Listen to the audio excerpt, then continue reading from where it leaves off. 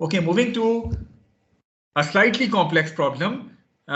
In this example, you have a ball B which has a mass of 1.5 kg and is suspended from the ceiling by a 1 meter long elastic cord. ठीक है? So आपके पास ये जो ball है इसका mass आपको given है and it is being suspended from ceiling using a elastic cord having a stiffness of 800 newtons per meter. ठीक है? If the cord is stretched 0.25 meters, आपने किया क्या कि इस कॉर्ड को 0.25 मीटर्स मजीद स्ट्रेच किया and the ball is release from rest, और उस पॉइंट से आपने बॉल को रेस्ट से रिलीज किया. Definitely this ball is going to move towards the ceiling, it is going to strike the ceiling and then it is going to rebound back. So you need to determine how far will the cord stretches after the ball rebounds from the ceiling. कि कितना मजीद ये ball impact होने के बाद इस cord को stretch करेगी जब ये रिबाउंड होगी. स्टिफनेस आपको कॉर्ड की गिवन है. Coefficient of restitution between the ball and the ceiling for this collision is given to you as 0.8 and the ball makes a central impact with the ceiling. Why this ball is making a central impact with the ceiling? Sir along string वापस response ही होगा. ठीक है, तो it means के अगर मैं ये consider करूं सीलिंग को at the time of collision, this is going to the mass center. So चूंकि ये बॉल इस तरह स्ट्राइक करी है, so it is going to be a case of central impact. However अगर स्ट्रिंग ना लगा होता, सपोज मैं आपसे कहता कि आपके पास एक बॉल है जिसको आप थ्रो कर रहे हैं सीलिंग की तरफ इस डायरेक्शन में, अब ये कौन सा केस बन जाता? ऑब्लिक. अब ये ऑब्लिक इम्पैक्ट का केस बन जाता. तो आपने अगेन बॉल वही है, सीलिंग वही है, लेकिन फेंकने का डायरेक्शन अगर सिर्फ मैं चेंज कर दूं तो यही चीज मेरे पास ऑब्लिक इम्पैक्ट हो जाएगी. सेंट्रल इम्पैक्ट के केस में क्या होगा कि यहां से जाके ये इसी डायरेक्शन में रीबाउंड होगी. ऑब्लिक इम्पैक्ट के केस में क्या होगा कि यहां से जाके ये इस डायरेक्शन में रीबाउंड हो जाएगी. तो आपका सेंट्रल और ऑब्लिक इम्पैक्ट के केसेस जो है वो डिफरेंट बन जाएंगे. यहां जो आपको प्रॉब्लम दिया हुआ है, it is a case of central impact. I hope that all of you understand this problem. Yes sir. Okay, अब जब भी आपके पास कोई सीलिंग या वॉल इन्वॉल्व हो तो आपका सेंट्रल इम्पैक्ट या ऑब्लिक इम्पैक्ट की एनालिसिस में वो जो कंजर्वेशन ऑफ मोमेंटम वाला प्रिंसिपल है, यानी स्टेप नंबर 1 जो है वो आपका अप्लाई नहीं होता. क्या वजह है उसकी?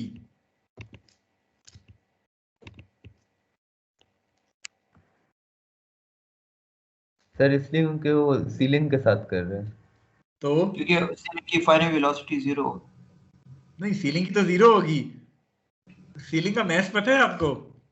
वही सीलिंग के मास वेलोसिटी इस तरह के पैरामीटर्स नहीं एग्जिस्ट करते हमारे पास. तो दैट्स व्हाई जब भी आपके पास इम्पैक्ट किसी लार्जर बॉडीज यानी सीलिंग में यानी सीलिंग वॉल या अर्थ के साथ हो तो आप उस सूरत में स्टेप नंबर 1 अप्लाई नहीं करते, बिकॉज स्टेप नंबर 1 में मोमेंटम इन्वॉल्व है और मोमेंटम के केस में आपके पास मैसेज आते हैं जो कि आपको नहीं पता. सीलिंग का पूरा मैस इन्वॉल्व नहीं होगा, कोलिजन में उसका एक छोटा सा पोर्शन इस्तेमाल हो रहा होगा. सो स्टेप नंबर 1 इस किस्म के केसेस में आप इस्तेमाल नहीं करते हैं. Is this point clear to all of you? Yes sir. Yes sir. So solve किस तरह करेंगे? अगेन मैं पोजीशंस डिफाइन कर रहा हूं. पोजीशन 0 में डिफाइन कर रहा हूं from where the ball is release from rest. Position 1 define की जा रही है जब वो सीलिंग के साथ इंपैक्ट करने वाली हो. पोजीशन 2 डिफाइन की जा रही है just after impact from the ceiling. और पोजीशन 3 डिफाइन की जा रही है when the cord is maximum stretched after the ball is being rebound from the ceiling. So ये 4 पोजीशंस जो है वो मैंने डिफाइन की हैं.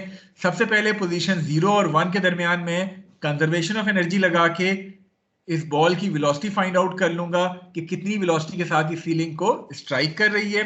फिर 1 और 2 के दरमियान में मैं ये वाला इम्पैक्ट वाली इक्वेशंस अप्लाई करूंगा और उसके बाद 2 और 3 के दरमियान में दोबारा कंजर्वेशन ऑफ एनर्जी अप्लाई कर सकता हूं. Is this point clear to all of you? Yes sir. Okay, so starting our solution, first of all applying the conservation of energy between position 0 from where the ball is being released from rest to position 1, that is just before striking. T0 plus V0 should be equal to T1 plus V1. Data में position 1 के ऊपर define करता हूं. It means कि kinetic energy मेरे पास T0 0 हो गई. ग्रेविटेशनल पोटेंशियल और इलास्टिक पोटेंशियल दोनों इसमें इन्वॉल्व होगा. तो पोजीशन 0 के ऊपर ग्रेविटेशनल पोटेंशियल पॉजिटिव होगा नेगेटिव होगा?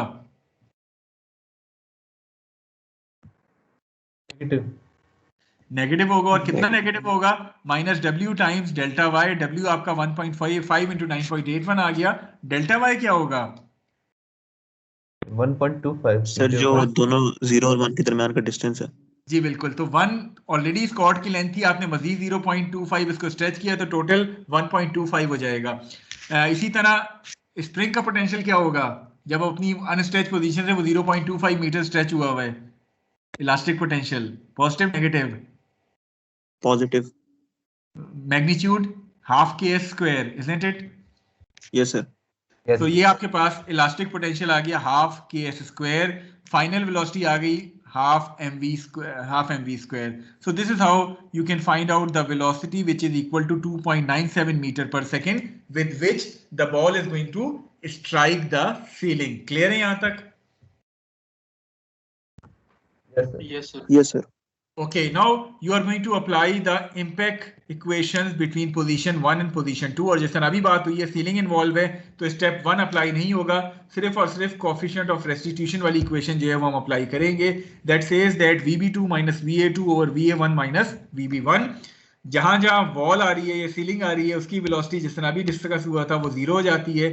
तो this is how you can find out कि कितनी वेलोसिटी के साथ ये बॉल रिबाउंड होती है। So VB2 comes out to be minus 2.37 metres per second. The negative sign indicates कि आपके पास जो है वो बॉल जो है वो डाउनवर्ड ट्रेवल कर रही है after the rebound. Is this point clear to all of you again? Yes sir. Yes. Yes sir. Okay, now you are going to apply the conservation of energy again between position 2 and position 3. So T2 plus V2 should be equal to T3 plus V3. Datum आप position 2 पे define करें जो कि ceiling वाली position है।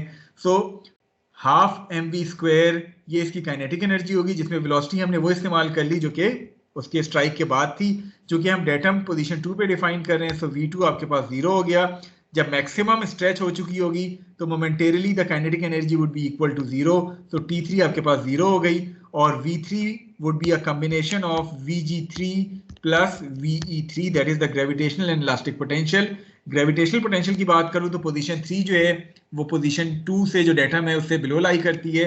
तो आपके पास gravitational potential जो है वो नेगेटिव होगा। कितना नेगेटिव होगा? Minus W times delta y. तो ये आपके पास डेल्टा वाई आ गया विच इज 1 प्लस S3 होगा जितनी भी स्ट्रेच होती है। इसी तरह स्प्रिंग का potential half k S square होगा। So once you solve it the value of S comes out to be 0.237 metre. So इतना स्प्रिंग जो है वो स्ट्रेच होगा आफ्टर द फर्स्ट रिबाउंड। तो डेफिनेट बात है कि इस स्ट्रेच की वजह से बॉल दोबारा वापस आके सीलिंग पे स्ट्राइक करेगी और ये मोशन चलता रहेगा जब तक कि एनर्जी इसकी जीरो नहीं हो जाती। Is this point clear to all of you? Yes sir. Yes sir. कोई चीज जो आप पूछना चाहें?